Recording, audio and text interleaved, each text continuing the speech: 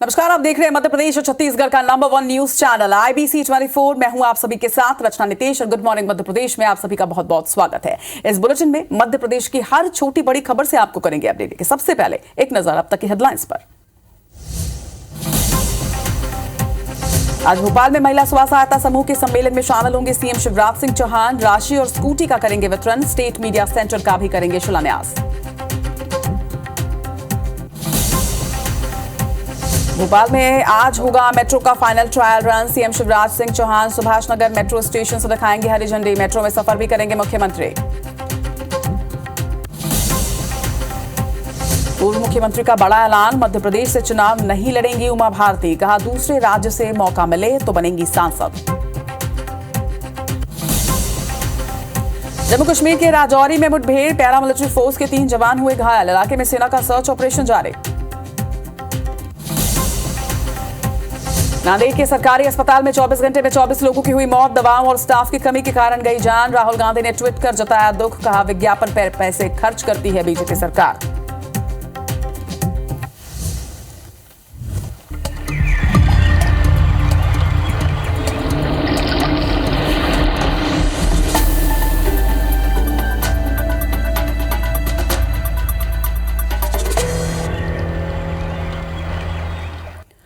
और हेडलाइंस के बाद शुरुआत करेंगे गुड मॉर्निंग मध्य प्रदेश की। और सबसे पहले खबर जबलपुर से, जहां पर एक परिवार के ऊपर अज्ञात आरोपियों ने घर में घुसकर हमला किया है। घायलों को जबलपुर इस वक्त रेफर किया गया है। गोसलपुर थाना के पोड़ी खुर्द गांव की यह घटना बताई जा रही है। वहीं पुलिस अब आरोपियों की तलाश कर रही है। तो धारदार हथियार से एक पूरे परिवार पर हमला किया गया है। धर्म गौतम हमारे संवाददाता इस वक्त हमारे साथ जुड़ रहे हैं। धर्म, क्या जानकारी सामने आ रही है? कौन थे वो अज्ञात आरोपी? किसी तरह का क्लू कुछ पुलिस को मिला है अब तक? जी देखिए, जब ये लोगों ने हमला किया है उसके कुछ देर बाद जैसे ही पुलिस को सूचना मिली है तो पुलिस तत्काल मौके पर पहुंची थी। लेकिन जो आरोपी हैं जिन्होंने हमला किया है अभी तक उनका कुछ भी पता नहीं चल पाया है, क्योंकि पुलिस पूरे मामले की तहकीकात कर रही है और तमाम जो आसपास के लोग हैं और सभी लोगों से पूछताछ कर जो अज्ञात हमलावर थे उनकी तलाश कर रही है। और घायलों की जो स्थिति है उन्हें अभी जबलपुर के निजी अस्पताल में इलाज के लिए भर्ती कराया गया है, उनकी स्थिति काफी गंभीर बनी हुई है। घायल परिवार के परिजनों से बातचीत हुई है कि किसी पर उन्हें संदेह है या किसी तरह का विवाद परिवार का, क्योंकि पूरे परिवार पर जिस तरह से हमला किया गया है?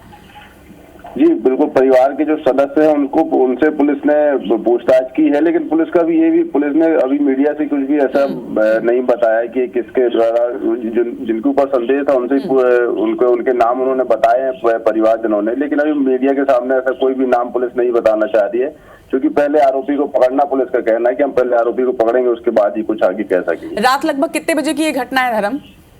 करीब 9 से 10 बजे की रात की घटना है। लेकिन जब पुलिस वहां पहुंची तब तक वहां से आरोपी जो हमलावर थे वो फरार हो चुके थे। करीब 11 बजे जो घायल है उन्हें जबलपुर के निजी अस्पताल में इलाज के लिए लाया गया था।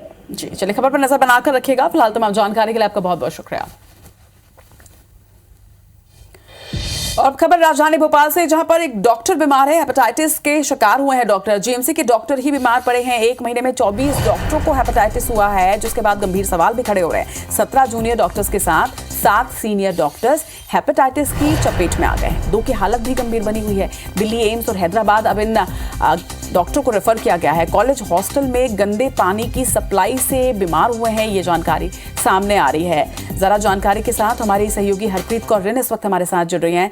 हरप्रीत, जिस तरह से 17 जूनियर और 7 सीनियर डॉक्टर्स की जो हालत गंभीर बताई जा रही है, लगातार बीमार पड़ रहे हैं डॉक्टर्स, क्या जानकारी मिल रही है इस पर?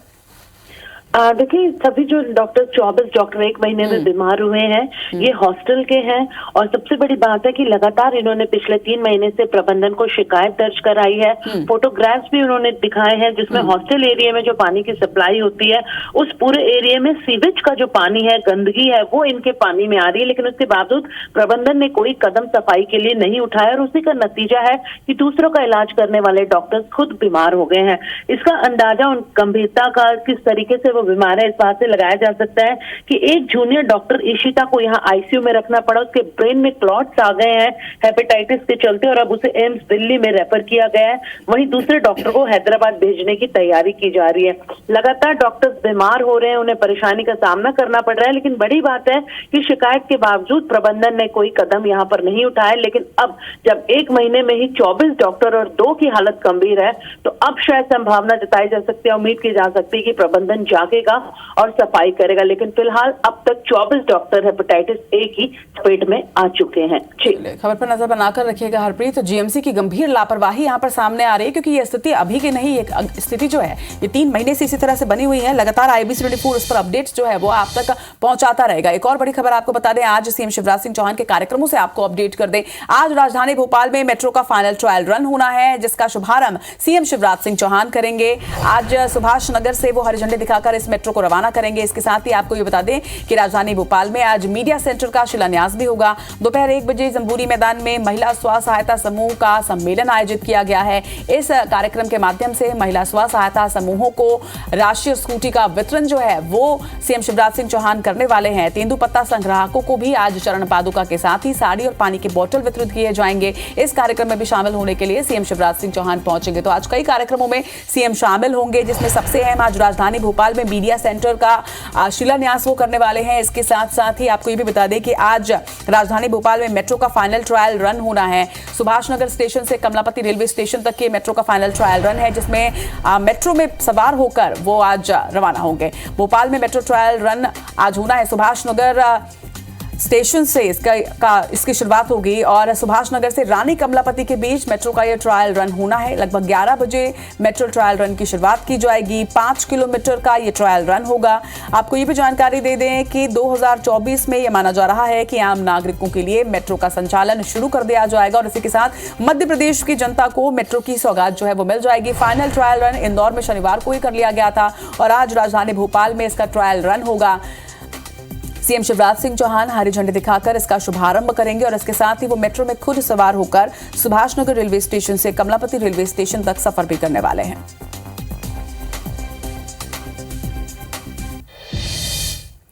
और अब रुक करते हैं कुछ और सियासी खबरों की ओर। मध्य प्रदेश के नगरीय विकास मंत्री भूपेंद्र सिंह ने कांग्रेस पर बड़ा आरोप लगाया। उनका कहना है कि कांग्रेस किसी महिला के माध्यम से मेरा चरित्र हनन करना चाहती है। कांग्रेस ने मेरे खिलाफ लोकायुक्त में शिकायत की थी, जिसमें जांच के बाद मुझे दोषमुक्त किया गया है और इसी से बौखलाई कांग्रेस मेरे खिलाफ षड्यंत्र रचने में जुटी है। आप खुद सुनिए।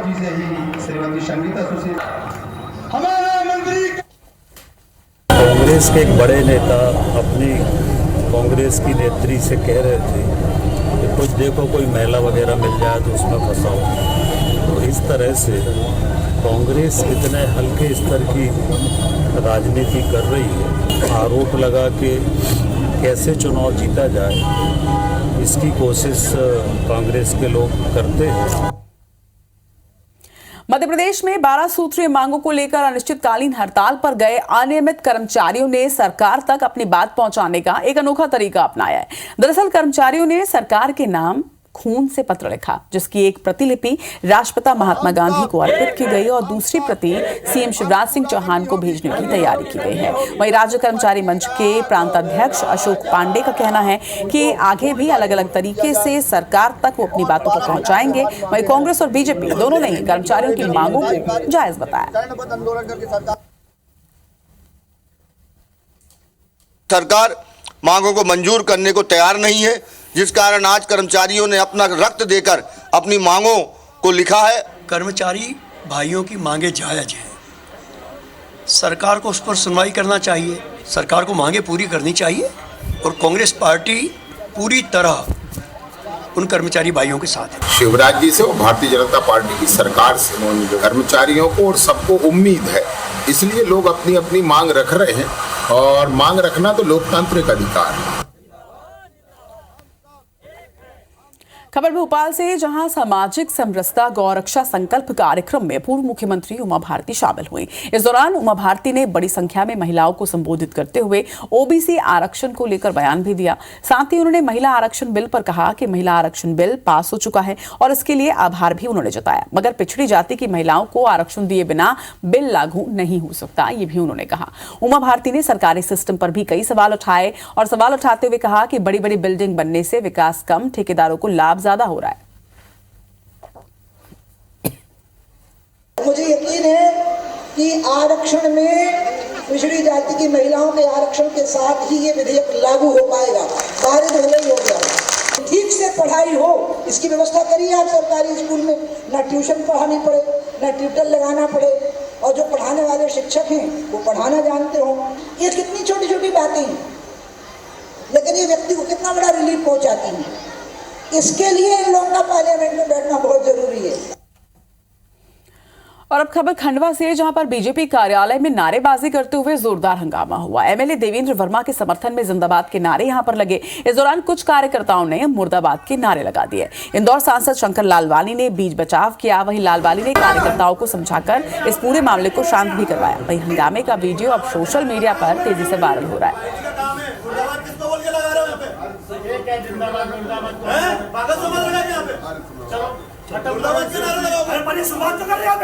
तो खंडवा बीजेपी कार्यालय का ये वीडियो है जब अब तेजी से सोशल मीडिया पर वायरल हो रहा है, जिसमें इंदौर सांसद शंकर लालवानी ने बीच बचाव किया जब समर्थकों के बीच इस तरह से विवाद होता नजर आया। बीजेपी कार्यालय का ये वीडियो है। खंडवा में बीजेपी कार्यालय में उस वक्त हंगामा मच गया जब एक तरफ जिंदाबाद के नारे लगने लगे तो वहीं कुछ लोगों ने यहां पर मुर्दाबाद के नारे लगा दिए। एमएलए देवेंद्र वर्मा के समर्थन में जहां पर जिंदाबाद के नारे लग रहे थे तो कुछ कार्यकर्ताओं ने मुर्दाबाद के नारे लगा दिए, जिसके बाद विवाद इतना बढ़ता गया कि सांसद को खुद मोर्चा संभालना पड़ा और उसके बाद फिर सांसद शंकर लालवानी ने यहां पर पहुंचकर मामले को शांत कराया। लेकिन अब वीडियो जो है वो तेजी से वायरल हो रहा है और उस पर खूब किरकिरी बीजेपी की हो रही है।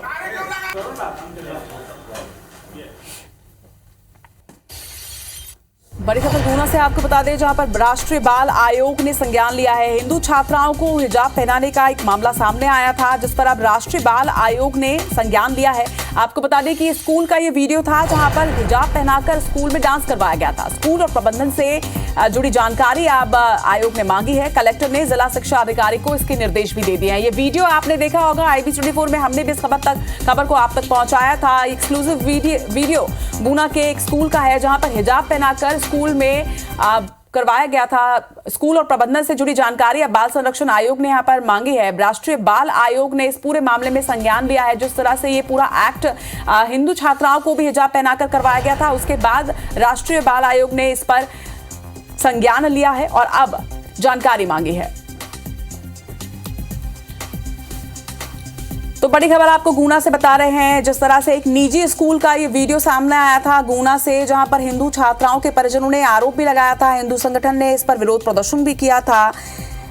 स्कूल में हिंदू छात्राओं को भी हिजाब पहनाकर जिस तरह से ये डांस करवाया गया था, ये एक्ट करवाया गया था, उसके बाद परिजनों का गुस्सा फूटा था। परिजनों और हिंदू संगठनों ने उस वक्त भी विरोध प्रदर्शन किया था और अब इस पूरे मामले में राष्ट्रीय बाल आयोग ने संज्ञान लिया है। हिंदू छात्राओं को हिजाब पहनाने के मामले में राष्ट्रीय बाल आयोग ने मामले में संज्ञान लेते हुए अब जवाब तलब किया है और उसके साथ ही कलेक्टर ने भी अब शिक्षा अधिकारी को जांच के आदेश दिए हैं, निर्देश दिए हैं।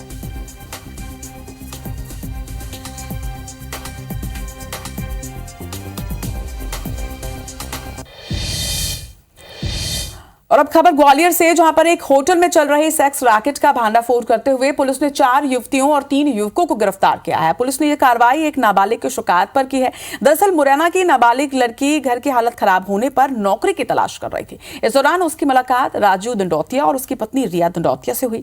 दंपत्ति ने नौकरी लगवाने का झांसा देकर उसे अपने साथ ग्वालियर ले आए, जहां पर अमर पैलेस में राजू ने नाबालिग के साथ दुष्कर्म किया और फिर जिस्म फरोशी के धंधे में उसे धकेल दिया गया।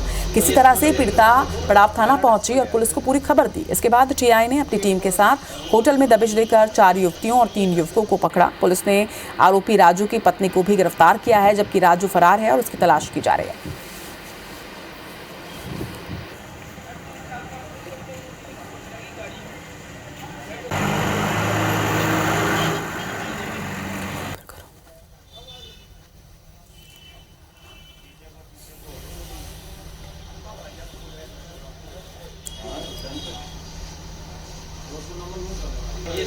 तो ग्वालियर की ये खबर है जहां पर एक होटल में चल रहे सेक्स रैकेट का भांडाफोड़ हुआ है। पुलिस ने अब अरेस्ट किया है 4 युवतियों और 3 युवकों को यहां से गिरफ्तार किया गया है। वहीं पुलिस ने ये कार्रवाई एक नाबालिग की शिकायत पर की है।